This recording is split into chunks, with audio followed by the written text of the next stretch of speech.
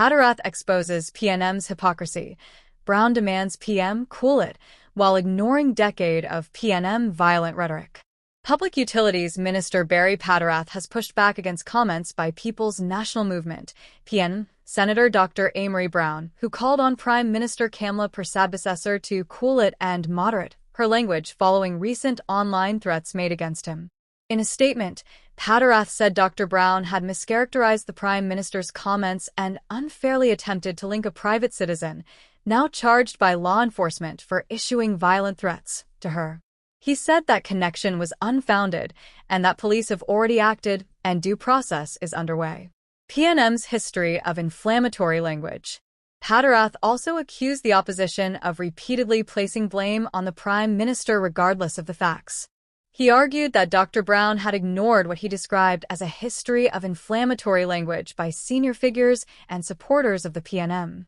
He referenced a past platform statement by former Minister of National Security Fitzgerald Hinds, who said, "Finish them out. Kill them dead. Take a balancer stake and drive it deep into the heart of the UNC vampires." Padarath said Dr. Browne did not publicly object at the time.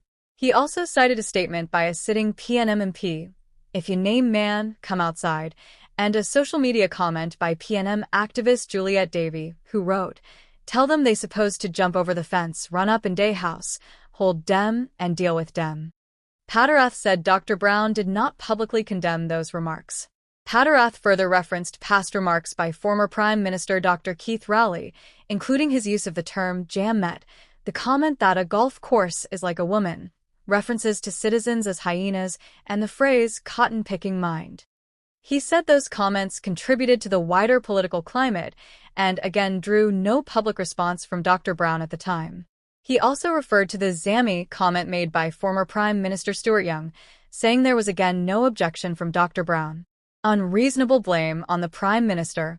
Padarath said that, given this record, it was unreasonable for Dr. Browne to now suggest that the Prime Minister influenced the behavior of the individual who has since been charged. He said the Prime Minister would address crime with urgency while murders, illegal firearms, drug trafficking, and human trafficking continue to threaten public safety. He also said violence and incitement to violence against any citizen are illegal and unacceptable and must be condemned, without reservation. He added that the United National Congress remains focused on governance, national security, and protecting the rights and safety of all citizens.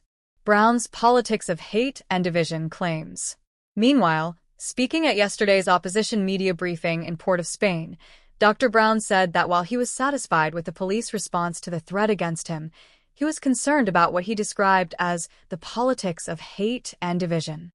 "My bigger concern is the politics of hate and division and the narrative that is being advanced. Some of it seems to be imported from abroad, which is serving to polarize the society and possibly radicalize individuals even more than before," Browne said. He said the Prime Minister was engaging in what he described as reckless rhetoric and aggressive language. "You're dealing with a broad population. You're dealing with supporters, some of which might be susceptible to taking the wrong decisions and actions based on your rhetoric," he said. Browne said all political actors needed to be prudent in their language and the example they set. And the Prime Minister has been negligent in that regard, and from some of her output has been, in my view, feeding this polarization within the society, he said. He also rejected claims that all ministers have security details or access to weapons. There were recent lies being perpetrated that everyone has an arsenal of weapons. That is also not true. But when you put this mischief out there, it really affects the public's perception and the risk and safety balance in the eyes of the public, Browne said. Imbert claims PM threatened him. Opposition MP Colm Imbert also commented on the issue, saying the Prime Minister had recently threatened him with physical harm. "Now, the Prime Minister threatened to cuff me down, and said today, I'm an evil man. So, I sincerely hope that this is not going to cause any of her supporters to make similar threats against me," Imbert said. He added, "I would repeat our request to the Prime Minister, cool it, calm down, stop this violent language. Because even though you may think it's a joke, I saw it somewhere that they said it was a joke, the cuff down thing, your supporters may not." Imbert said the Prime Minister was endangering lives and rejected claims that ministers routinely receive security protection.